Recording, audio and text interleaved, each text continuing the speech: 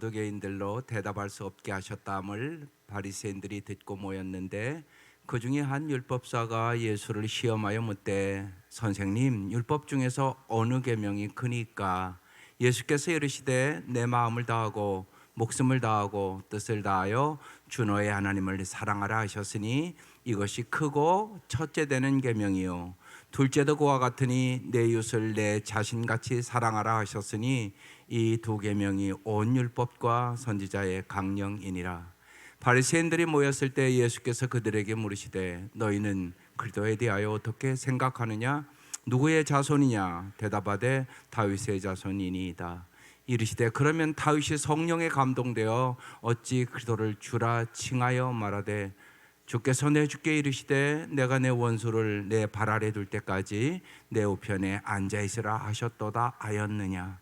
다윗이 그리스도를 주라 칭하였은즉 어찌 그의 자손이 되겠느냐 하시니 한마디도 능히 대답하는 자가 없고 그날부터 감히 그에게 묻는 자도 없더라. 아멘. 오늘 가장 큰 계명, 가장 높은 그리스도. 요새 김영석 교수님이 쓴 책이 백세 철학자의 행복론이라는 책입니다.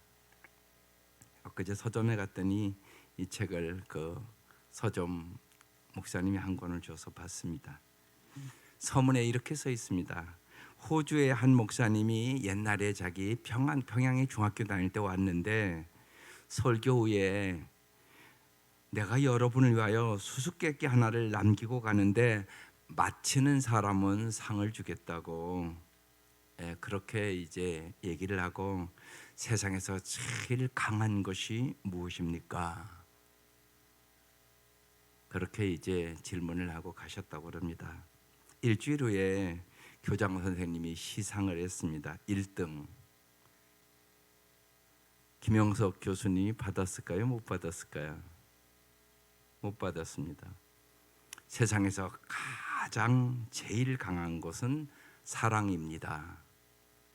자기 3학년 선배 학생이 받았고 자기는 2등을 했는데 나는 사랑보다 정의가 강하다고 생각을 해서 정의라고 썼는데 2등으로 상을 받았다고. 지금 수십 년이 지났는데 모든 사람이 추구하는 행복은 사랑과 더불어 태어나서 자라는 것이라고. 자기가 이제 100세가 넘어서 어느 대학에서 상을 주겠다고 그래서 갔습니다. 그래서 나는 상을 받을 자격이 없다고, 내가 한 일이 없다고, 내가 수상할 자격이 있다면 오래 사느라고 많이 고생했습니다. 그렇다면 상을 받겠다고. 그때 김영석 교수가 그런 말을 했습니다. 사랑이 있었기에 나는 그동안 행복했습니다. 세상과 주변의 문화 속에 있는 망가진 것들이 규모와 상태가 소름을 끼칠 정도로 오늘 우리의 사회는 정말 사랑이 식어가는 말세의 징조가 심각합니다.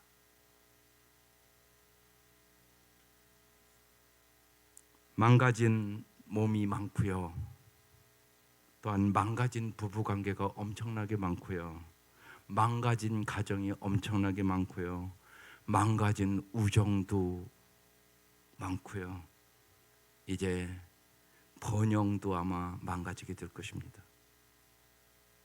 이런 세상 속에서 여러분은 어떤 희망을 가지고 사십니까? 여러분에게 희망이 있으십니까? 더 좋은 대상이 될 것 같습니까? 성경은 그러나 우리는 절망하지 않아야 된다고 말합니다. 그 이유는 언제나 성령의 놀라운 역사로 회복되기 때문에 그렇습니다. 정말 에스겔 골짜기에 마른 뼈다귀가, 이건 절망을 얘기하는 것입니다. 성령의 놀라운 역사로 그들이 다 소생되고 회복되는 역사가 오늘도 동일하게 있게 되는 것입니다.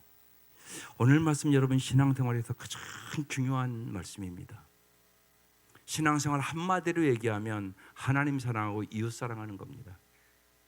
그것이 안 되면 신앙생활 잘못하는 것입니다. 어떻게 그러면 우리가 정말 하나님을 사랑하고 이웃을 사랑할 수 있는 능력을 가질 수 있겠습니까? 첫 번째 질문입니다. 성령에 감동하는 삶이 무엇일까요? 성령에 저 사람이 감동됐다. 그것은 무슨 신비를 얘기하는 거 아니고 무슨 두두두두 방언하는 거 아니고 무슨 뭐 병고치 그런 얘기 아닙니다. 성령에 감동하는 삶이라는 것은 하나님과 이웃을 사랑하는 삶입니다. 그래서 오늘 34절부터 이렇게 시작합니다. 예수께서 사두개인들로 대답할 수 없게 하셨다함을 바리새인들이 듣고 이제 이들은 예수님을 시험하려고 지금 모인 겁니다. 35절 그 중에 한 율법사가 예수를 시험하여 묻되. 여러분이 이 밤 예수를 시험하러 오지는 않았죠? 근데 여러분 하나 생각할 게 있습니다. 그렇다고 듣기만 하러 왔습니까? 많은 분들이 말씀 듣기만 합니다. 그러니까 역사가 없습니다. 여러분 언제나 잊지 마셔야 됩니다. 말씀을 듣고 내가 어떻게 순종할까 이 생각을 가지고 오셔야 하는 것입니다. 그렇지 않으면 의미가 없어져 버립니다. 그런데 이들은 시험하여 묻되 선생님 율법 중에 어느 계명이 크니까 이렇게 묻습니다. 이 지금 바리새인들은 자신들이 똑똑하다고 생각해서 예수님께 배우려고 지금 묻는 질문이 아니올시다. 왜 물었다고요? 시험하려고 물었다고 이렇게 지금 써 있습니다.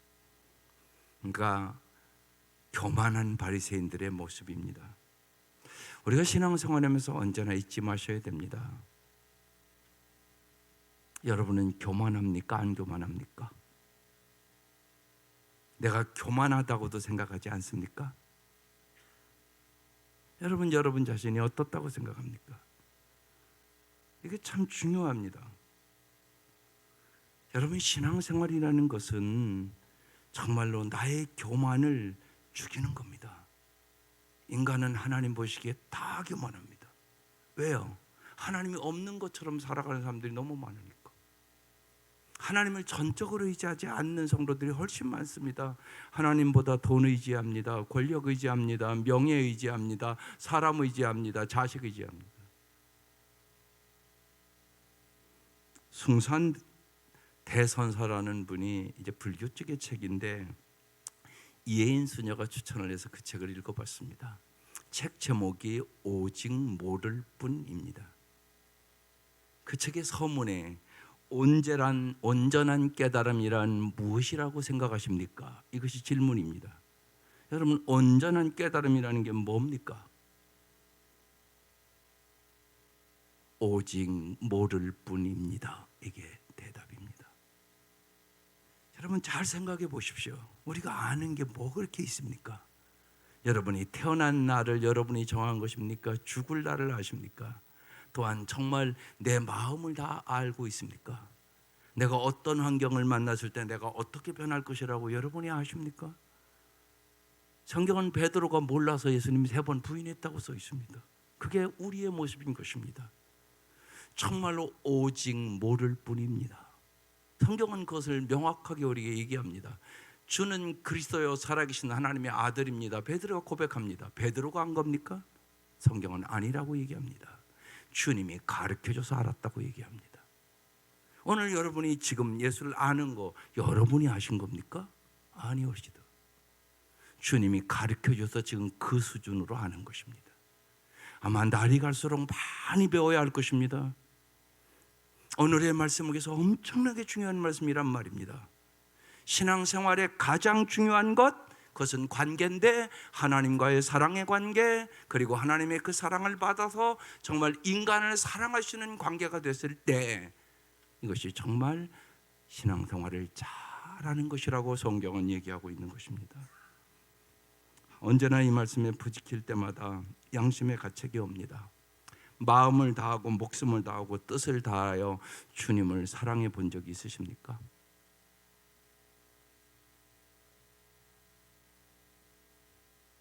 쉬운 얘기로 우리 청년들 애인 생기면 정말 내가 애인만큼이나 하나님 사랑하십니까? 애인만큼 보고 싶습니까? 애인만큼 만나고 싶습니까? 애인에게 투자하는 만큼의 물질은 투자 본 적이 있습니까? 그렇지 않으면서도 정말 몸과 마음과 뜻을 다해 하나님을 사랑한다고 얘기할 수 있겠습니까?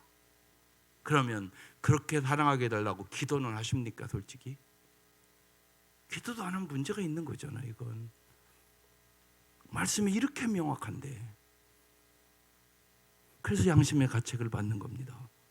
정말 주님이 도와주시지 아니하시면 마음을 다하고 목숨을 다하고 뜻을 다하여 주 너의 하나님을 사랑하라, 이 말씀은 너무너무나 먼 말씀입니다. 나와 그렇지 않습니까? 여러분 실제로 이렇게 사랑은 진짜 해보셨습니까? 이것이 크고 첫째 되는 계명이다. 이건 무슨 얘기예요? 가장 중요한 계명이다, 그 얘기 아니겠어요? 가장 중요한 거다 너희들 신앙생활 하면서. 둘째도 그와 같으니 내 이웃을 내 자신과 같이 사랑하라 하셨으니, 이 두 계명이 온 율법과 선지자의 강령이라. 모든 성경 얘기다, 그런 얘기입니다. 쉽게 교회 다니면서도 하나님을 사랑하지 않는 사람은 이웃을 참 사랑할 수 없습니다. 율법이 무엇입니까? 하나님과의 관계를 이웃에 대한 관계로 표현한 것이 율법입니다. 쉽게 얘기하면 십계명을 예수님께서는 한마디로 하나님 사랑, 이웃 사랑, 이렇게 지금 표현하고 있는 것입니다. 하나님을 사랑하라는 첫째 계명의 외적 표현이 이웃을 사랑하는 것입니다. 그래서 여러분 잊지 마셔야 됩니다. 목장도 사실은요, 사랑하는 법을 배우는 겁니다. 다 부족한 사람들이 모입니다. 흠도 많고 부족함도 많고. 그러니까 언제나 잊지 마십시오. 목장에 모여야 별 사람을 다 만나지 않습니까? 그러면서 우리의 사랑을 키워가는 것입니다. 내 마음에 꼭 맞는 사람들끼리 모이는 것이 아닙니다. 그건 좋은 게 아니올시다. 자기에게 잘하는 사람 사랑하는 건 누가 못합니까? 예수 안 믿어도 하는 거지. 그게 아닙니다. 하나님의 사랑을 받아서 사랑하는 것입니다. 진짜 사랑은 하나님의 사랑 없이는 할 수 없습니다. 그래서 기도하시는 겁니다. 우리가 사랑하기 위해서는 아까도 우리 에스 사모님 찬양했지만 십자가 외에는 방법이 없습니다. 이 내가 얼마나 이 자아가 강하고 이기적이고 자기중심적이고, 그리고 정말 자기 형편대로 얘기하고 자기 생각대로 얘기하고 자기 배운 대로 얘기하고, 이게 인간입니다. 내가 배고픔을 경험하지 않으면 배고픔 사람 마음 모릅니다. 어떻게 합니까? 근데 사람은 배고플 때는 배고픈 환경대로 얘기를 하고, 또 배가 부를 때는 배가 부를 대로 얘기를 하고, 이게 인간입니다. 그래서 이제 목사 안수를 받는 아이들에게는 제가 이제 편지를 써서, 목회는 사람과 함께 하는 건데 사람은 그런 존재라고, 하나님의 사랑을 받지 않고는 목회는 할 수 없는 거라. 얼마나 조석변인지. 배고플 때 다르고 배부를 때 다르게 얘기하는 게 인간이라고. 그 인간을 우리가 올바로 인도해야 된다는 게 어떻게 인간의 힘으로 할 수가 있겠느냐고. 연약한 우리가 할 수 없다고. 오직 하나님 사랑, 오직 말씀 사랑, 그리고 주님이 주시는 그 사랑으로, 인간 사랑으로 하는 것이 목회라고. 그렇습니다. 십자가 외에는 방법이 없습니다. 십자가의 은혜를 내가 깨달은 만큼, 십자가의 사랑을 깨달은 만큼, 십자가의 그 은혜에 내 마음이 뜨거워진 만큼 우리는 이웃을 진실로 사랑할 수 있게 됩니다. 유명한 레리 크랩이라는 목사님이 이렇게 말했습니다. 어떤 사람이 사실은 주님을 구하고 있는데 그에게 감정적인 도움만 준다면 그것은 곪은 상처에 반창고를 붙여주거나 암 환자에게 아스피린을 주는 것과 같은 행동입니다. 고통 뒤에 있는 영적인 것을 보지 못할 때 우리는 자신에게만 몰두하고 하나님께로 가까이 가지는 못합니다. 영혼을 돌보는 일은 치유와 감정이 이전에 죄를 깨닫고 직시하는 것으로부터 시작되어야 합니다. 좋은 상담이란 상담받는 사람이 스스로 성경의 원리를 위반했다고 말할 때까지 그의 이야기를 잘 들어주는 것입니다. 그가 죄를 깨달은 후에 충고하고 책망하고 권면하고 교정하고 가르쳐 줘야 하는 것입니다. 나는 참 하나님을 만나 참 사랑을 알고 하나님에 대한 나의 사랑이 이웃사랑으로 나타나고 있습니까? 이게 언제나 우리가 질문해야 되는 것입니다. 우리는 하나님의 사랑을 받아야만 이웃을 사랑할 수 있습니다.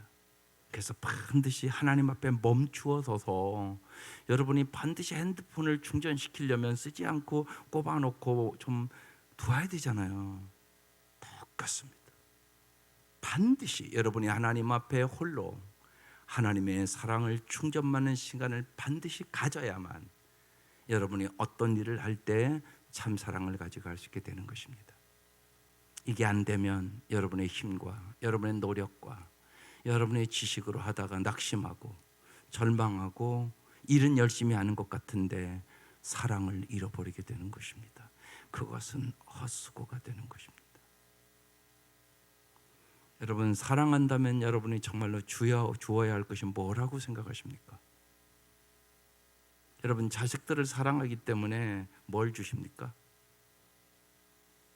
김영석 교수님 아까 그 책에 미국 학생들이 그 김영석 교수님의 집을 한국 체험을 한다고 12명 정도를 데리고 왔다고 그럽니다. 그런데 김영석 교수님이 보니까 한 학생이 아주 낡은 옷과 낡은 구두를 신고 왔더라는 것입니다. 그래서 그 미국에서 그 학생들을 데려온 교수에게 물었습니다. 저 학생이 제일 가난한 학생입니까? 그랬더니 그 교수가 눈을 크게 뜨면서 아닙니다. 저 학생은 텍사스에 사는데 목장이 얼마나 크고 소가 얼마나 많은지 소 수를 몇 마리인가 주인도 모를 정도로 많습니다. 그러면서 이렇게 얘기를 했다고 합니다. 미국의 학생들은 아무리 잘 살아도 대학 등록금 전액을 주는 부모는 거의 없습니다. 그들은 일단 고등학교를 딱 졸업하면 경제적인 자립심을 길러줍니다. 돈을 벌어 행복하고 즐겁게 살아야 한다는, 그리고 소유가 행복이 아니라 그 과정이 행복이라는 가치관을 올바른 부모는 반드시 가르쳐 주기를 원합니다. 여러분 잊지 마셔야 합니다. 소유가 많아진다고 행복한 게 아닙니다. 여러분 재벌들 요새 하는 거 계속 텔레비 나오지 않습니까? 왜 마약이 중독이 되고 그렇게 방탕합니까? 그렇게 우리가 기르니까 그렇습니다. 그러면서 잘 훌륭한 인물로 기르기를 원하는 부모는 반드시 사회의식을 심어줍니다. 다시 말씀드리면 하나님을 사랑하고 이웃을 사랑하는 것을 심어준다는 얘기입니다. 우리는 그렇게 하고 계십니까?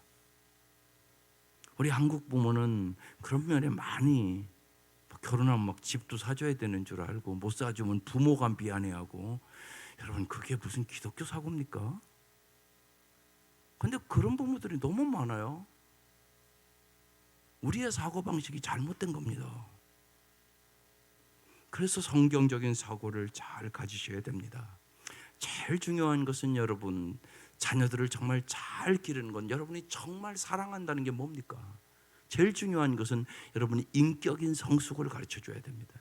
인격이 아름답지 않으면 자기도 평생 속썩이고 살고 같이 사는 사람도 속썩이고 살고, 그 인생은 하나님 앞에나 사람 앞에나 존경받는 삶을 살아갈 수 없게 될 것입니다. 어떻게 하면 정말 우리의 목표대로 예수의 성품을 닮게 할 수 있을까? 성령의 열매를 맺게 할 수 있을까? 이게 뚜렷한 부모의 목표여야 됩니다. 그래서 인격적으로 아름다운 사람, 그리고 인간적인 자질, 성실함과 그런 아름다운 자질들을 잘 향상시키도록 부모가 옆에서 잘 도와주셔야 하는 것입니다. 이게 부모의 사명입니다. 오늘 이 말씀 그래서 중요한 말씀입니다. 여러분의 자녀들이 정말 하나님을 사랑함으로 하나님 주시는 지혜를 얻고 하나님 주시는 능력을 얻고 하나님 주시는 사랑을 받아서 정말로 이 땅에서 사회의식을 갖고 정말 이웃을 사랑하고 섬기고 그들의 영혼을 구원하고 정말 사랑과 섬김과 영혼을 구원해서 함께 아름다운 하나님의 나라를 확장시키고 정말 함께 풍성한 삶을 살아갈 수 있도록 인도하는 것, 이것이 부모가 정말 자식을 사랑한다면 주어야 될 가장 중요한 것이란 말입니다. 두 번째, 오늘 성령에 감동하면 예수님이 하나님의 아들로 믿어집니다. 이거 엄청나게 중요합니다. 성령의 역사가 없으면 여러분 교회 오래 다녀도 모태신앙이어도 예수님이 주님이 아니십니다. 그걸 여러분 잘 아셔야 합니다. 예수님이 정말 나의 삶의 주인이 되셔야 되잖아요. 그게 예수 믿는 겁니다. 그런데 교회 오래 다니면 얼마든지 종교생활 할 수 있습니다. 학교 잘 다니는 건 마찬가지죠. 학교 날마다 꼬박꼬박 가도요, 안 빠져도 어떤 아이는 1등 하는데 어떤 아이는 꼬두발이 하지 않습니까? 똑같이 8시간 수업 받는데 분명히 집중력이 다른 거잖아요. 집중력이 가서 학교 가서 앉아있는데 책상에 왜 하나는 1등을 하고 하나는 꼬두발을 합니까? 그러니까 그런 일이 있잖아요. 우리 현실 속에서. 우리의 신앙생활도 여러분 그렇습니다. 똑같이 신앙생활하는 것이 아니란 말입니다.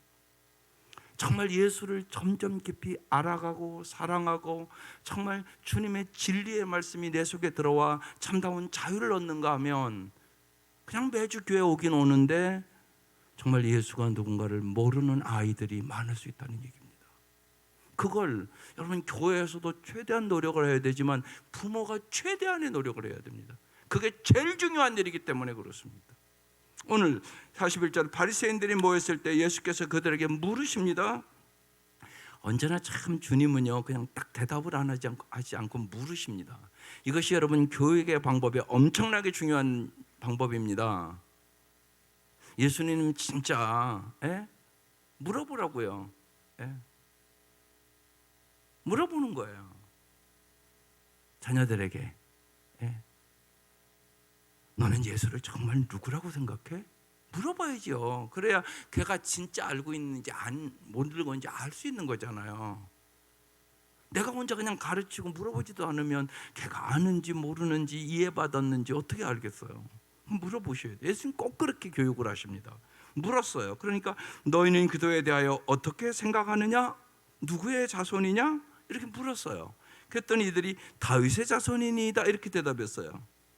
그러니까 예수님이 이르시되 그러면 다윗이 성령에 감동되어 어찌 그도를 주라 칭하여 말하되 주께서 내 주께 이르시되 내가 내 원수를 내 발 아래 둘 때까지 내 우편에 앉아 있으라 하셨도다 하였느냐? 이렇게 또 물으셨어요. 이 말씀은 시편 110편 1절 말씀이에요. 여호와께서 내 주에게 말씀하시기를 내가 내 원수들로 내 발판이 되게 하기까지 너는 내 오른쪽에 앉아 있으라 하셨도다. 이 말씀을 인용해서 예수님이 물어보신 거예요. 45절 다윗이 그도를 주라 칭하였은즉 어찌 그의 자손이 되겠느냐? 또 이렇게 물었어요. 그러니까 이들이 한마디도 능히 대답하는 자가 없고 그날부터 감히 그에게 묻는 자도 없더라 이렇게 말씀하셨어요. 쉽게 말씀드리면 어떻게 할아버지가 손주에게 주님이라고 할 수 있겠느냐? 이렇게 물은 거예요. 말이 안 되잖아요. 예수님이 다윗의 자손인데 할아버지가 손주에게 주님이라고 할 수 있겠느냐? 이렇게 물어보니까 바리새인들이 대답을 못했습니다. 여러분 아무리 이 바리새인들은 이 시대의 성경 박사예요. 성경 박사라고 해도요 성령의 감동이 없으면 깨닫지 못합니다. 여러분 이게 이렇게 중요해요. 여러분 아이들을 위해서 무지하게 중요합니다. 어렸을 때부터 성령의 감동, 성령의 역사, 정말 성령님이 어떻게 도와주시는가를 경험하셔야 됩니다. 바리새인들은 구세주가 와서 노마로부터 해방시켜주기를 간절히 바랬습니다. 그러나 예수님은 하나님의 나라를 위해서 오셨지 세상 왕국을 위하여 온 분이 아니란 말입니다. 그러니까 이 바리새인들은 메시아가 다윗의 후손으로 온다는 것을 알고 있었지만 인간적인 상식으로 생각할 때 저 목수의 아들이 메시아가 된다고? 이건 말도 안 되는 소리라고 생각을 했단 말입니다. 논리와 이성으로는 해석이 안 된단 말입니다. 다윗도 정말 인생에 말할 수 없는 고난 끝에 그가 정말 십자가의 삶을 경험했기 때문에 성령이 충만해서 기도를 주라칭한 것입니다. 여러분, 예수 믿는 사람들에게 여러분 왜 고난도 축복인 줄 아십니까? 여러분이 고난이 없을 때는 정말 주님만을 의지하지를 않습니다. 주님도 의지하지요. 십자가 외에는 구원이 없다는 얘기를 무슨 말인가를 잘 모릅니다.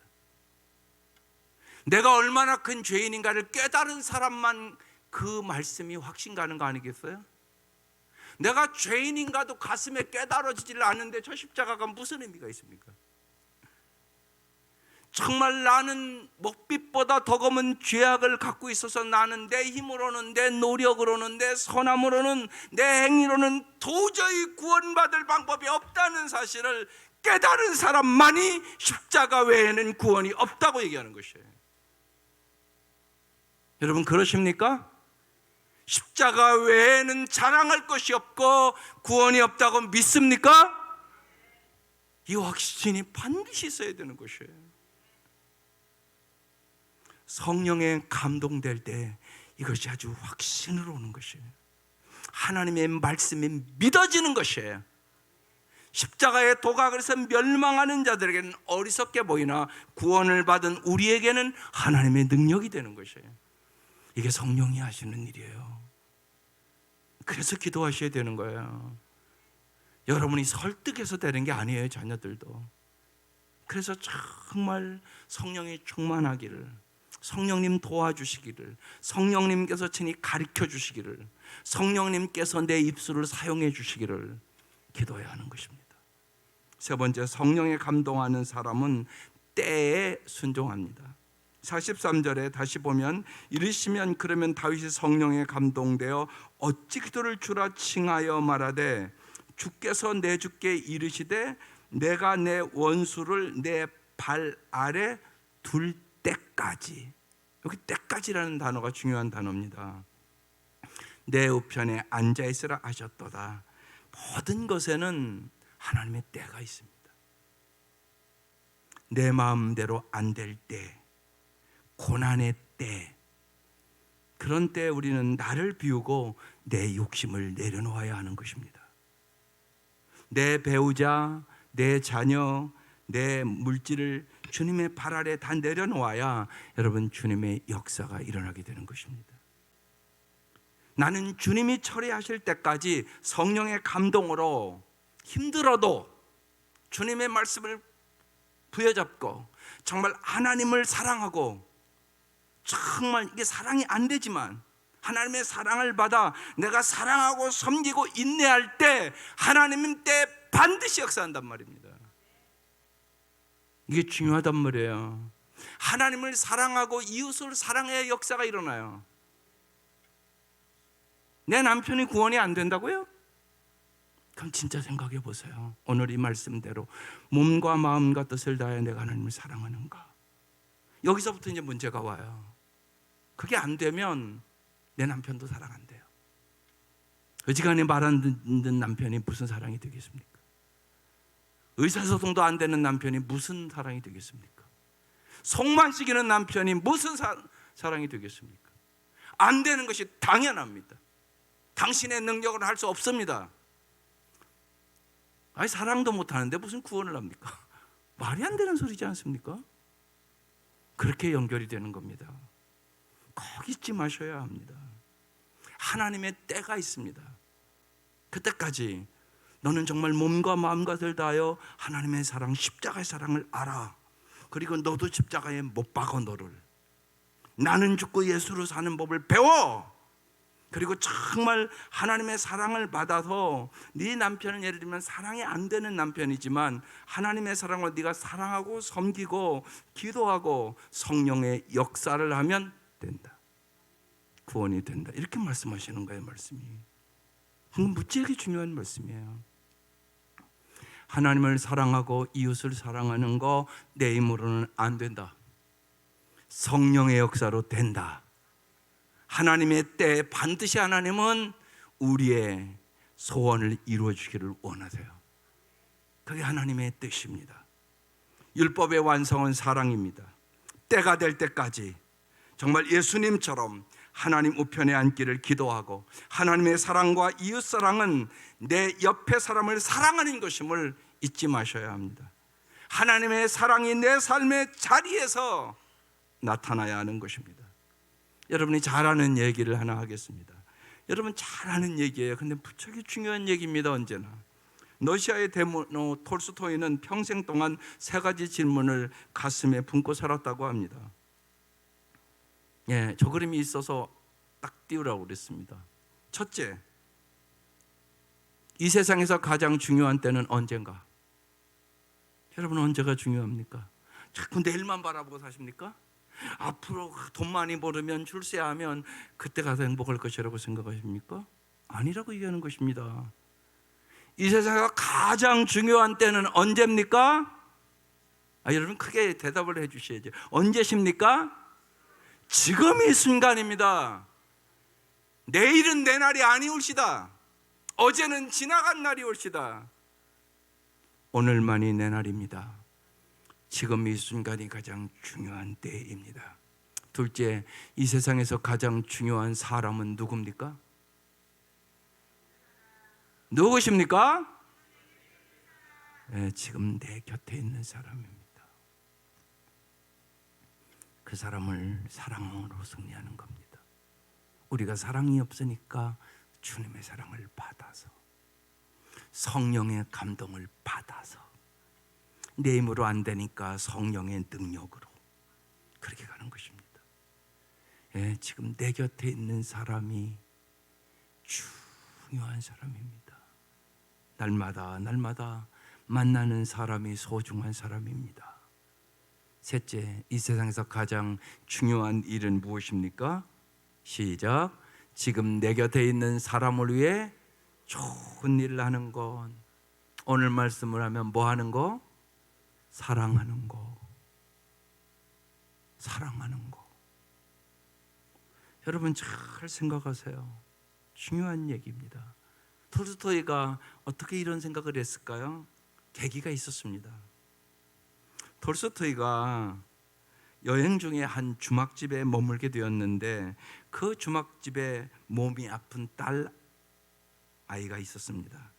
그 아이가 톨스토이가 가지고 있는 빨간 가방이 좋아 보였던지 그 가방을 자꾸 달라고 졸라대는 것입니다.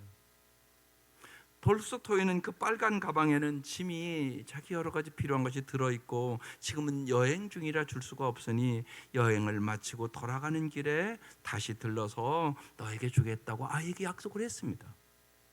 얼마 후 여행을 마치고 약속대로 그에게 가방을 주려고 그 주막집에 들렸습니다. 톨스토이는 그가 그렇게 떠나고 그 아이가 바로 죽었다는 사실을 알게 됐습니다. 톨스토이가 그 아이의 무덤을 찾아갑니다. 그리고 피석에 한 글을 새겼습니다. 사랑을 미루지 말라.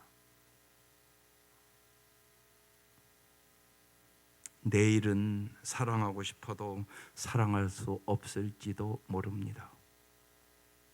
시간은 나의 게으름을 절대로 기다려주지 않습니다. 지금이 바로 사랑할 때라고 얘기하는 것입니다. 우리는 무엇보다 지금 마음과 목숨과 뜻을 다하여 오늘 주의 말씀처럼 하나님을 사랑하라고 이 저녁 시간 여러분을 불렀습니다. 지금 내 곁에 있는 사람, 그 사람들을 정말로 사랑하라고 말씀하고 있는 것입니다. 지금 내 곁에 있는 그 사람을 위하여 날마다 선한 일을, 좋은 일을, 사랑의 일을 하며 살라고 주님은 오늘 이 밤도 다시 말씀하는 것입니다. 하나님의 이 은혜가 여러분의 삶에 함께함으로 말미암아 정말로 사랑의 삶을 살기로 결단하시기를 이 밤 주의 이름으로 축원합니다. 기도하십시다. 이 시간 마음을 모아 하나님의 말씀에 여러분 결단하는 시간이에요.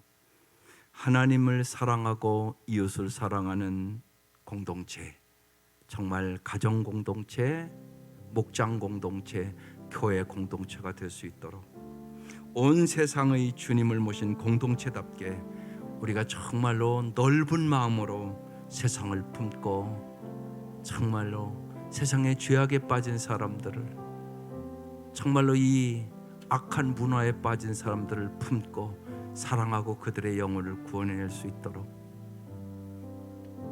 이 밤 다 같이 아버지 한번 부르고 통성으로 좀 기도하겠습니다. 아버지